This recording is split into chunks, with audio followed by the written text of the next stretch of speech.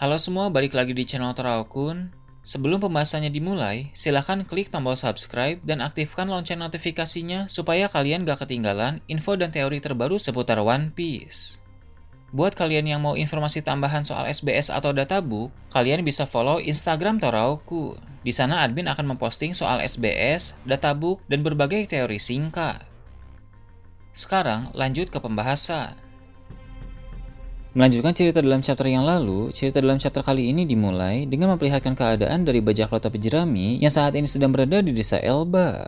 Mereka semua sedikit berkeliling desa dan mampir di salah satu rumah yang ada di desa tersebut. Rumah itu merupakan tempat tinggal milik Goldberg, salah satu kru bajak laut New Giant Warrior yang dalam chapter lalu mengangkat kapal Tosansani. Di sana, para raksasa menghidangkan rusa besar yang telah diburu dari dunia bawah. Mereka semua pun menyantap daging rusa itu yang mana terlihat Luffy adalah orang yang paling bersemangat untuk memakan.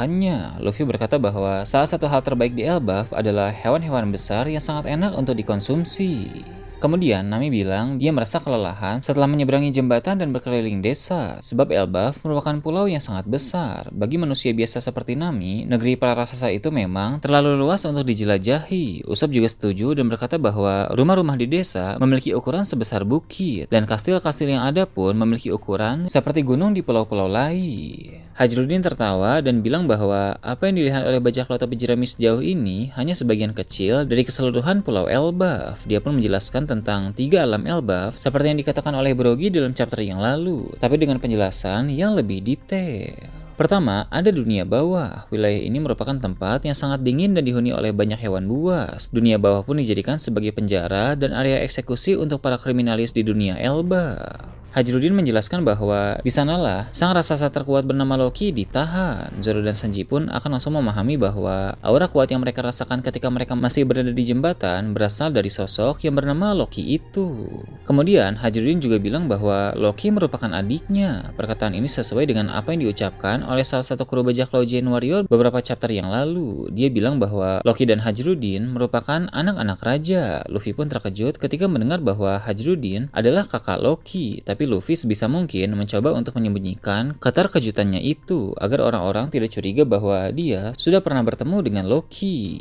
Seperti yang kita tahu dari chapter yang lalu, Loki meminta Luffy untuk merahasiakan pertemuan mereka. Jadi sebisa mungkin Luffy tidak boleh terlihat bahwa dia tahu soal Loki. Menurut Hajrudin, dulu dia selalu iri kepada Loki karena adiknya itu memiliki kekuatan yang sangat besar. Perbedaan kekuatan antara mereka berdua pun terbilang sangat jauh, sehingga Hajrudin pun merasa cukup kesal. Namun akhirnya dia paham bahwa iri dan kesal saja tidak ada gunanya, sehingga dia bertekad untuk terus berusaha menjadi semakin kuat. Dalam hati, Luffy pun mengiyakan hal itu. Dia sependapat bahwa memang kekuatan Loki jauh di atas Hajrudin. Luffy sudah pernah berhadapan dengan kedua raksasa itu. Dulu saat di Colosseum Dressrosa, Luffy pernah berhadapan dengan Hajrudin. Dia hanya butuh satu pukulan Gear Second saja untuk bisa mengalahkan Hajrudin. Sedangkan saat Luffy menghadapi Loki yang sedang dirantai, dia sempat menggunakan pukulan dalam mode Gear Fourth untuk menyerang kepala Loki. Namun Loki mampu menghindar padahal matanya terikat dan dia juga sedang dirantai. Dari sini jelas Luffy menyadari bahwa perkataan Hajrudin sama sekali tidak berlebihan. Kekuatan Loki memang jauh di atas Hajrudin. Apalagi sekarang Loki telah memakan buah iblis legendaris Elbaf, sehingga kekuatannya pun semakin meningkat semakin jauh di atas Hajrudin. Hajrudin juga ingin mencari buah iblis hebat supaya bisa meningkatkan kekuatannya. Dulu saat di Dressrosa, dia sempat ikut turnamen untuk mendapatkan Mera Nomi, namun dia gagal karena Sabola yang mendapatkannya. Kini Hajrudin bertekad untuk mencari buah iblis lain yang bisa meningkatkan kekuatannya menjadi lebih hebat lagi. Dia berkata bahwa di luar sana diketahui bahwa ada buah iblis dewa yang belum dimakan oleh siapapun. Buah itu masih tergantung di suatu pohon dan belum dipetik oleh siapapun. Dari kabar yang beredar, buah iblis tersebut memiliki tipe yang sama seperti buah iblis Luffy dan Loki. Buah iblis Luffy adalah dewa matahari Nika, buah iblis Loki adalah dewa perang Elbaf. Nah, buah iblis yang belum dipetik itu belum diketahui dewa apa. Tapi yang jelas sama-sama memiliki kekuatan dewa yang luar biasa. Mengapa kekuatan Loki dan Hajrudin berbeda jauh padahal dari ayah yang sama? Itu karena Raja Elbaf sebelumnya memiliki beberapa istri. Jadi bisa dibilang Hajrudin dan Loki memiliki ayah yang sama tapi berbeda ibu. Nah, ibu Hajrudin adalah wanita raksasa biasa, sedangkan ibu Loki adalah wanita raksasa yang merupakan petarung hebat. Karena itulah genetik Loki lebih superior dibanding Hajrudin. Dia juga bilang bahwa di dunia bawah sebenarnya masih ada tempat-tempat lain yang sangat menyeramkan karena dunia bawah itu memiliki wilayah yang sangat luas. Hajrudin memang tidak menjelaskan tempat-tempat apa yang dia maksud, tapi dia berkata bahwa pokoknya jangan turun ke sana. Di sini ada adegan lucu di mana Luffy mengangguk seolah tahu, tapi ekspresinya sangat mencurigakan. Lagi-lagi teman-temannya paham bahwa Luffy bertingkah aneh seolah menyembunyikan sesuatu. Kemudian, Hajrudin menjelaskan alam kedua Elbaf, yakni dunia matahari tempat mereka berada sekarang ini. Dunia matahari terdiri dari banyak desa Elbaf dan dihuni oleh raksasa yang tak terhitung jumlahnya. Mulai dari para raksasa biasa yang ramah, hingga para raksasa yang berkelakuan jahat. Mendengar soal raksasa jahat, membuat Usopp bertanya lebih lanjut tentang hal ini. Hajrudin pun menjawab bahwa di dunia matahari, ada beberapa kelompok kriminal yang terdiri dari para raksasa kejam. Kekuatan tempur yang dimiliki oleh mereka pun tidak bisa dianggap remeh. Saat Hajrudin membicarakan tentang itu, muncul siluet yang menimpa beberapa raksasa yang jahat dan misterius. Kedepannya nanti, mereka semua akan dimunculkan dalam arc Elbaf ini. Sebab seiring berjalannya waktu, tentu akan ada semakin banyak para karakter raksasa yang diperkenalkan.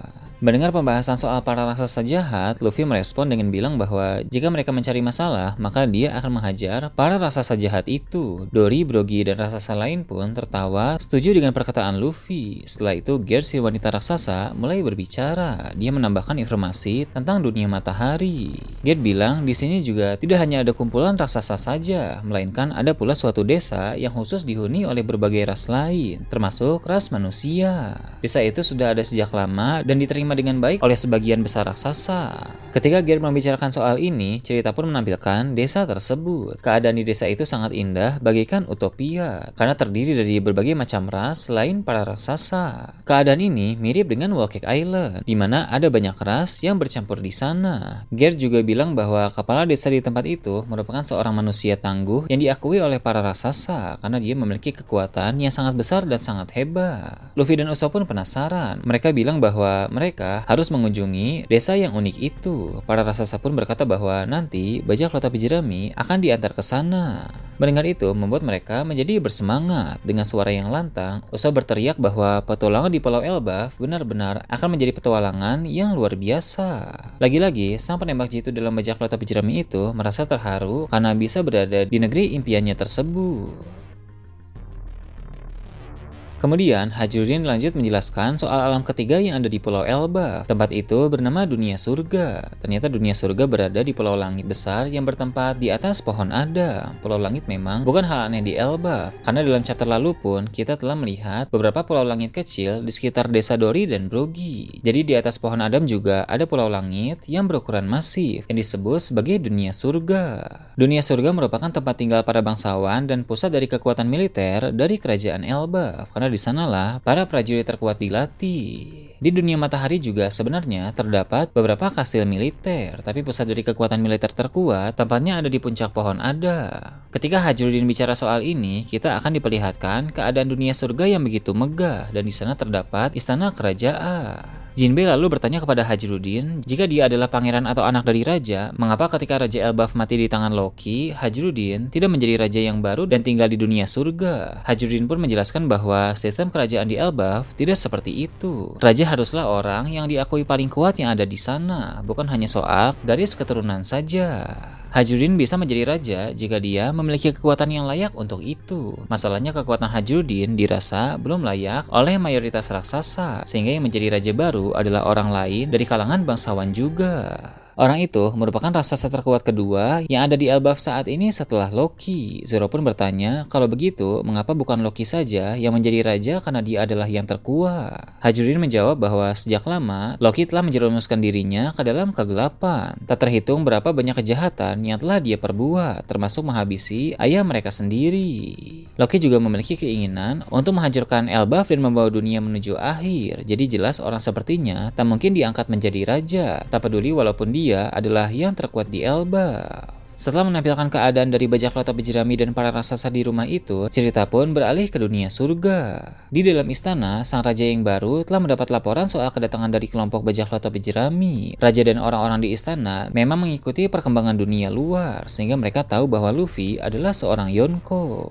Sang raja juga tahu hubungan baik antara Luffy dengan Hajrudin, Dori, dan Brogy, sebab Hajrudin adalah kapten divisi ke-6 bajak laut topi jerami, dan bajak laut Giant Warrior pun adalah kelompok yang pergi untuk menjemput Luffy dari Pulau Egghead. Meski begitu, Raja Elbaf yang baru merupakan tipe raksasa yang tidak mudah percaya dengan orang luar. Dia mencurigai adanya niat terselubung di balik kedatangan Luffy dan kawan-kawan. Maka dia pun memerintahkan salah satu bawahan terkuatnya untuk pergi menjemput Luffy di dunia matahari agar datang untuk menghadap sang raja.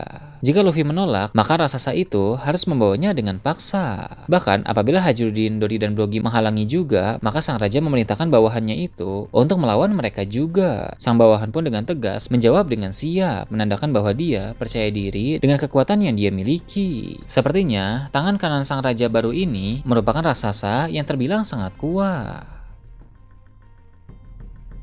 Nah itu tadi berbagai hal menarik pada chapter 1133. Gimana menurut kalian? Silahkan tulis di kolom komentar di bawah. Oke, segitu aja untuk pembahasan kali ini. Jangan lupa like, share, dan subscribe untuk video menarik selanjutnya. Gue Tora Akun, Shambles.